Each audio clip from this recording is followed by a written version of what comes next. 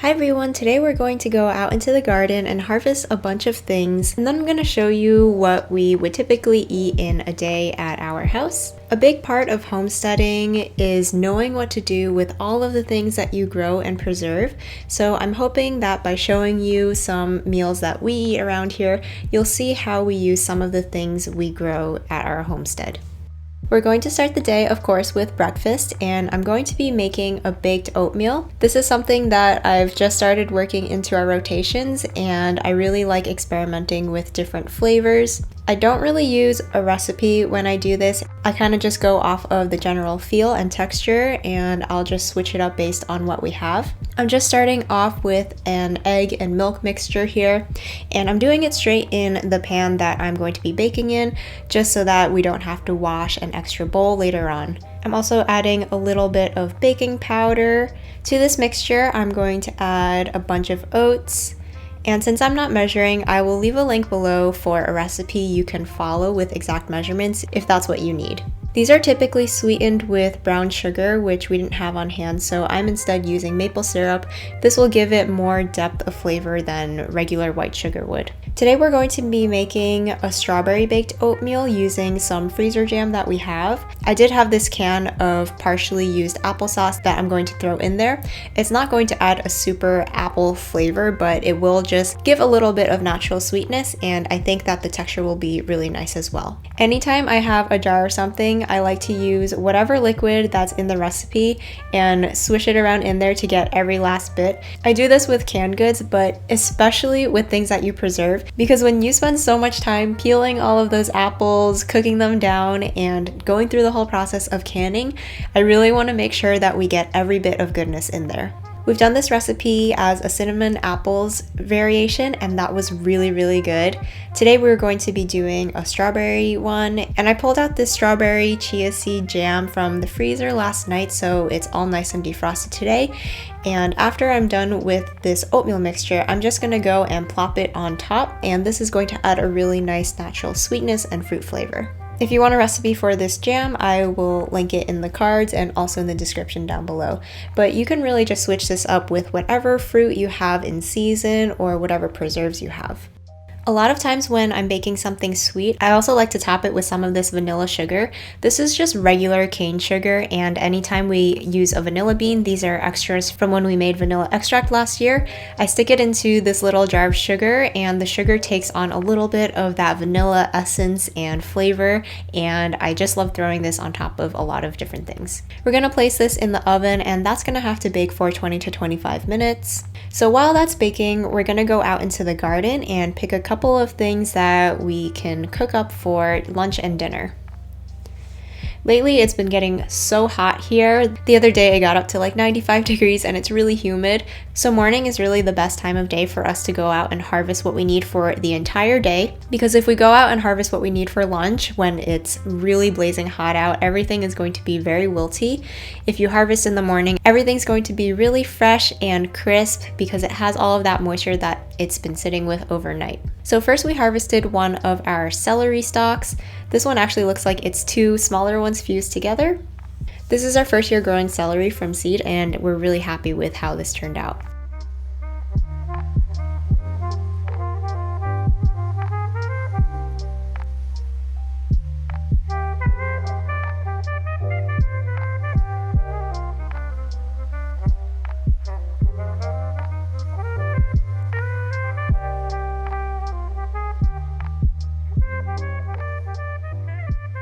Next, we're heading to our little patch of leeks, and we're gonna pull a bunch of these out. I'm not sure if I'm going to use them all today, but these are starting to get a little brown on the edges because it's been getting so hot. So I'm really trying to use these up before they dry out in this summer heat. This is another thing we started for the first time from seed, and I think they turned out so beautifully. They're not super thick, but they do have really nice long like white and light green areas, which is the part that most people usually use for leeks. And this is because I planted them really deeply, and you get this really nice long blanched area of the leek. A lot of people don't like to use the darker green parts of the leeks, but I do like to keep as much of that on as possible. I'll just cut off where any of it is starting to turn brown, but a lot of that darker green part is still really good to eat, but you just need to cook it for a little bit longer than you would the white parts.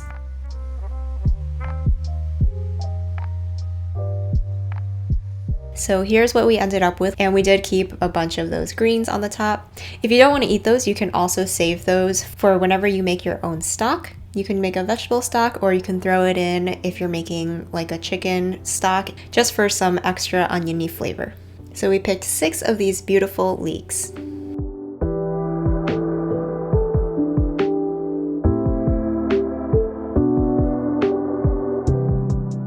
Next, we're going to our potatoes, and we have slowly been picking these as we need them.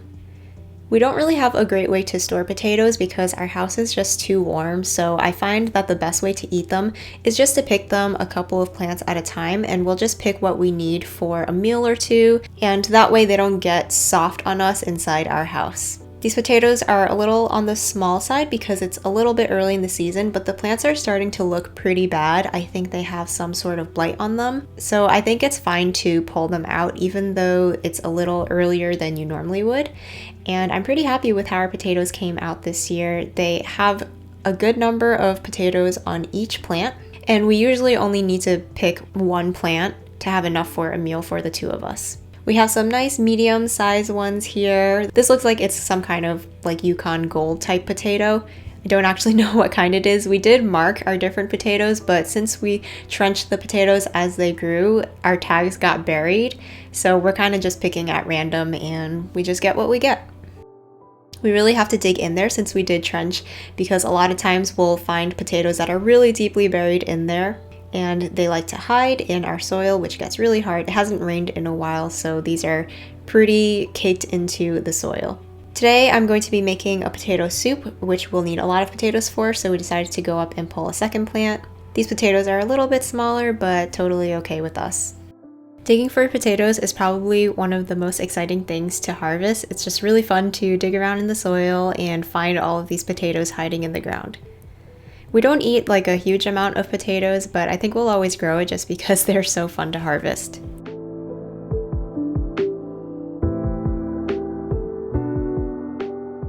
The last thing we're going to go and harvest today are some carrots. These don't look that big, but that's only because the tops got eaten by this baby deer that took up residence in our garden for a couple of days.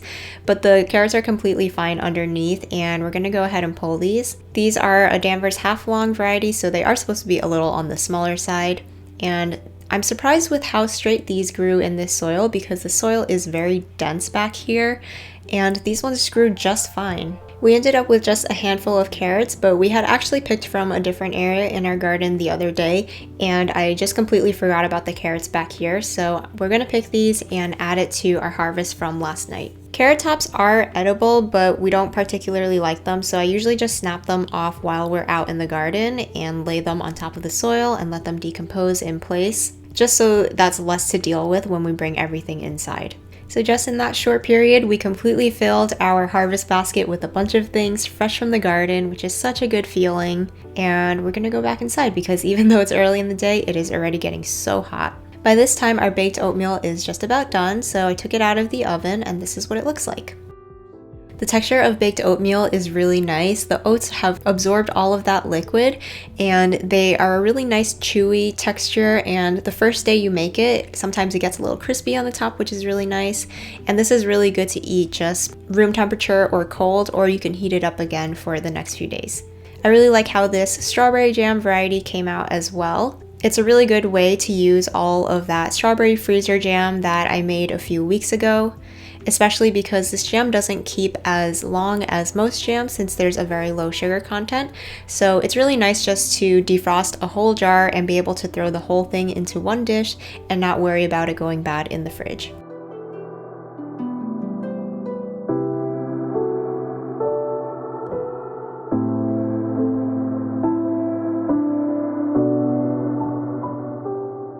Later that morning, I had cleaned up a bunch of the stuff that we harvested the other day. Here are some of the carrots we picked, but underneath there are a bunch of other carrots that we picked the other day, and also some beets on the bottom. I'm just going to be using a few of these. And whenever we do a bigger harvest like this, I like to go ahead and prep all of the vegetables at once, just so that it's easier to cook with later on, and I just make sure I get all of that dirt off so that I don't bring all of that dirt into our fridge. So I'm going to go ahead and prep a couple of things, and this is going to be most of the prep work for both lunch and dinner. That way later it's just easier to whip things up. For homegrown carrots, I don't usually peel them, so I'll just take the tops and the bottoms off. And whenever I do have scraps of carrots, I like to save them in a little bag in the freezer, and later on I can make vegetable stock out of this. I'm going to go ahead and chop those up into small pieces and just set those aside in a quart container. And these are going to be for our dinner later in the day. Next, I'm going to prepare our celery. When you grow celery yourself, you end up with so many leaves that you don't normally get in the grocery store. I'm going to set those aside because we are going to save those and make a stock out of those so that it doesn't go to waste. And I'm just going to go ahead and chop up those stalks into small pieces as well. I'm setting some of those aside in the same container as the carrots because I know that this dish will need both carrots and celery. And then for the rest of it, I'm going to set aside for a different dish. I always like to prep my ingredients and put them in the same container if I know that they're going to go in the same dish and need to be thrown into the pan at the same time, because this just makes it easier to store things in the fridge. I don't have to get a separate container for each ingredient, and then when I go to cook, I can just dump the whole thing into the pot or pan. And lastly, we're going to prepare the leeks. First, I just have to chop off the very bottom parts with the roots, and I'm just going to separate the darker greens from the lighter green and white parts.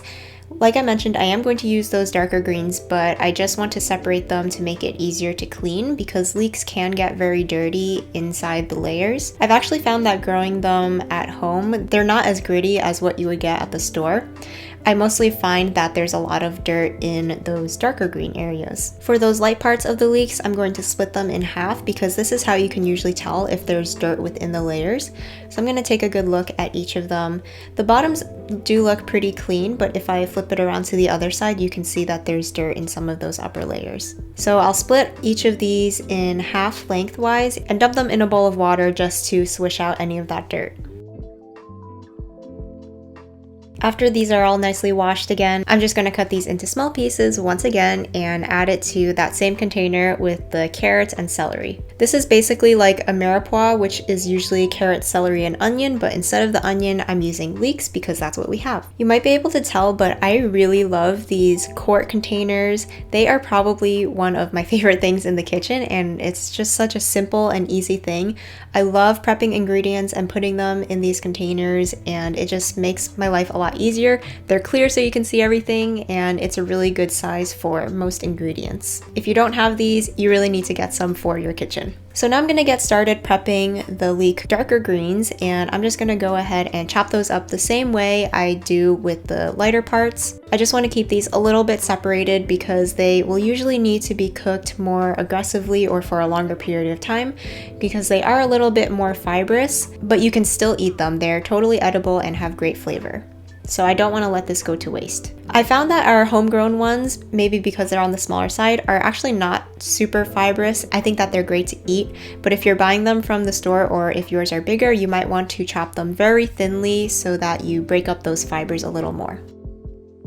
For lunch, I'm going to be making a potato leek soup, and this is going to need a little bit of stock, and you would normally use chicken or vegetable stock, but since I have all of these celery leaves, I'm going to go ahead and stick those in a pot, add some salt and cover it with water, and we're going to be making a celery stock. I think this is a good way to use up those leaves because they do take up about half of the plant that you harvest, so it seems like a waste to throw those all away if I'm not using them in some way. And this is just a really easy way to deal with them, and then you end up with some nice stock, and it's always nice to have homemade stock on hand. Vegetable stocks are super easy to make. A lot of times I just make this with whatever scraps I have in the freezer, and you don't need to boil them for a really long time. I actually think that they're better if you only boil them for 15 to 30 minutes. It's not like a bone broth that has to go for 12 to 24 hours. I think that if you boil it for a shorter period of time, you still get a lot of that fresh flavor without any of those vegetables just disintegrating and getting a more muted, muddy flavor. So once that's going for about 15 minutes, I just strain it out and we have this huge bowl of celery stalk. I'm going to use some of it for lunch, and the rest of it, if I have extra, I can just put these into some containers and freeze it to use later on. In that same pot that we made the stock in, I'm going to add some olive oil, and I'm going to start sauteing off some of our leeks. Another tip is that whenever I make a vegetable or a chicken stock in a pot on the stove like this, I like to do it right before I'm about to make a soup. That way you can use some of that stock in the actual soup you're making, but also you can just reuse that same pot without having to wash it out. I'm also going to add the potatoes that we harvested, and I just sliced those into 1/4-inch pieces so that they cook really quickly. And I'll just let those get softened, and once they have been sauteing off for a little bit, I'm going to ladle in some of that celery stalk, and I just want enough to cover the vegetables, and then I'll let all of this cook until the potatoes are completely soft because we're going to blend this up. Once everything is cooked down and soft, I'm going to be using an immersion blender to blend this until it's smooth and creamy. If you make a lot of soup, you really need an immersion blender because it is so much easier than trying to ladle all of this into a blender, and I think it's much safer and a lot more convenient. Once that's all pretty much blended, I'm gonna call that good. I'm okay if we have a few chunks of things in our soup because I am actually going to add a chunky topping to this later anyway. To make this a little creamier, I added a dollop of sour cream, and this will just give it a nice lighter color as well. You will also need plenty of salt and pepper because potatoes really need that. And I also squeezed in the juice of half a lemon as well, just to give this a little bit of brightness. I made some garlic bread to serve along with this, and since I had that oven on to cook the garlic bread, I also decided to roast up some of those darker leaf greens, and I think this is a really nice way to cook them. They get a little bit crispy, and I just topped those on top of the soup, and it was a really delicious topping just to give the soup another texture and another way to use up those leeks. This soup ended up super creamy and delicious, and so much of it was from our garden, which is pretty cool. For dinner that day, I made a vegetable pot pie. This is one of our favorite recipes to make, and a lot of times I'll just switch it up with whatever vegetables we have coming from the garden. There's a recipe that I follow exactly every time, and I'll just link that down below so that you can take a look at that without having to follow any measurements. To start off, I'm just going to heat up a cast iron pan with some butter and olive oil, and I'm going to be sauteing off a lot of those vegetables. So I have this container that I prepped earlier with the carrots, leeks, and celery, and I just toss those all in and cook those down until they're soft. While those are going, I'm going to be working on the mixture for a biscuit topping.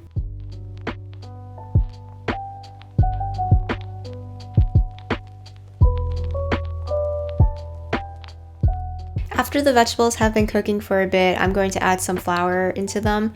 You're basically making a roux, but your vegetables are already in the pan, and that flour is going to meld with the butter that's in the pan already. This is going to make a really nice, thick, creamy sauce. So just mix that in and let it get a little bit browned before you start adding liquid. Since I had that celery stock made, I'm going to go ahead and use that, but you can use vegetable or chicken stock, whatever you have. Just slowly start adding that, and you'll see that as you add a little bit, it's going to get immediately incorporated into that flour. So you add a little bit more and you're going to end up with a really thick sauce.